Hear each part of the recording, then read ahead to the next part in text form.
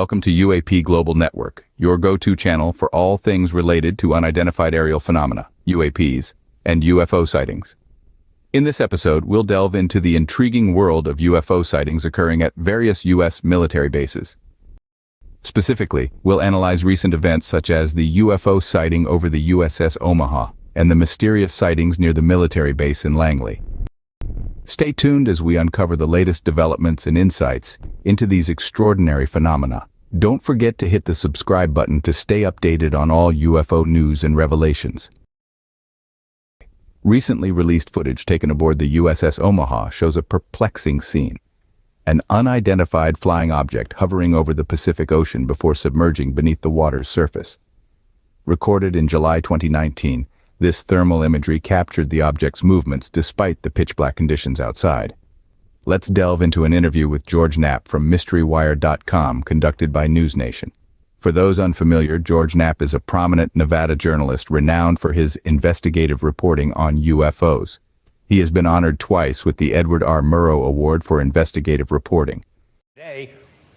Today, we saw this video released by a filmmaker, colleague of ours named Jeremy Corbell. As you said, it was recorded in July 2019, where 5 U.S. Navy warships about 100 miles off the coast of San Diego, out there in the Pacific beyond the Channel Islands, were essentially surrounded by unknown craft. At one point, the USS Omaha, which is the ship that recorded the video that we're seeing, was surrounded by about 14 of these things. They would flit in and out, playing a cat and mouse game with the sensors on this ship, which are high tech, the best that we have in the U.S. Navy. And at one point, this one particular object, this 6-foot in diameter sphere, floated alongside the Omaha for about an hour, just followed along where the ship went, and they got all these images, recorded the images until at 11 o'clock at night, July 15th, this thing dipped into the water. And that sent the crew into sort of a routine. They announced something to the effect of splash, splash, which marked the spot where the thing went in. They conducted a search looking for wreckage. There was none there. It disappeared from sonar and radar, and this thing was just gone.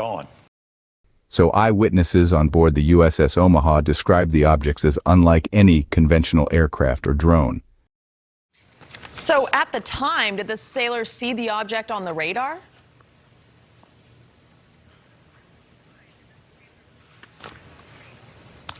Well, it was inky black outside. It was pitch black way out on the ocean. They could not pick it up on radar. What they picked it up on was that thermal imaging, a system called Sapphire, and they're watching it. The video was shot in the control center of the command center of the Omaha. A couple of people are recording it on other devices, watching the thermal image on the screen, and that's what they got. I mean, as I said, for days, it sort of played games with 5 of the ships out there appearing on radar and sonar. Sometimes you could see these things visually, but not on sensor systems. Sometimes on sensor, but not visually. It was really weird. They don't know what it is. The UAP task force, which was created by Congress a year ago, has incorporated these images, the video that we've just showed you, as well as some other images released last month, as part of a briefing process that it has used to educate members of Congress, the Joint Chiefs, other military and intelligence officials about the UFO mystery. So the images themselves are in a classified report, but the images are not classified so that they can be shared with a lot of people. So we don't know what the U.S. Navy has concluded about the incident and what this might have been.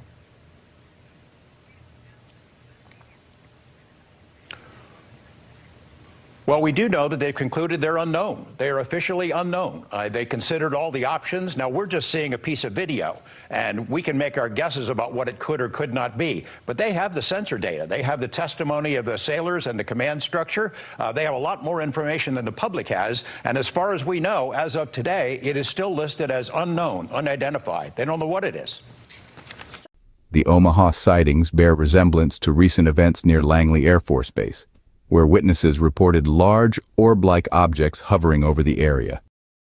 In this interview with NewsNation, Ross Coulthart discusses his conversation with Jonathan Butner, a witness who described the objects as car-sized orbs with irregular blinking lights, unlike anything he had previously encountered.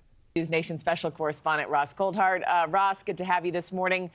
In your latest episode, you interview a witness to the mysterious drones that flew over Langley Air Force Base. Let's take a listen to what he had to say first. kind of confirmed to me that it was Langley when I would sometimes see a searchlight that would start flashing from the ground and kind of wave back and forth, never really focusing on any of them as they went past, but just kind of like just waving back and forth. The orbs, I would say, looked about car-sized. I mean, just from that distance.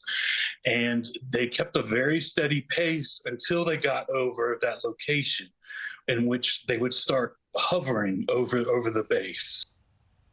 Yeah, so Ross, the government says they don't know the origin of these drones, but you see that video we played there to the right-hand side of the screen. What's your take on who could be sending drones over U.S. airspace? Well, firstly, good morning, Marky. The word they're using is drones, but there's no evidence that these are what we would call commercial or military drones. This Langley Air Force Base sighting adds fuel to the fire. They call it drones. The witness describes the objects as car-sized orange orbs. What do you think, everyone? The witness that I interviewed, Jonathan Butner, he was close enough to see for sure whether there were propeller blades or any kind of propulsion system that was keeping these drones hovering in the air. And as he says, this was car-sized. These were large orange orb objects with no visible means of propulsion. And this isn't just happening at Langley Air Force Base. These incidents are happening all across key military installations and particularly nuclear facilities all across the United States. And I know the Air Force likes to use the euphemism of drones because that offers a palatable possible alternative, that it might be a foreign adversary. But there has been no evidence presented of any foreign adversary being able to deploy drones in what at Langley Air Force Base is one of the most sensitive Air Force bases on the East Coast. This is where we've got F-22 Raptors. This is the forward defense for for Washington, D.C.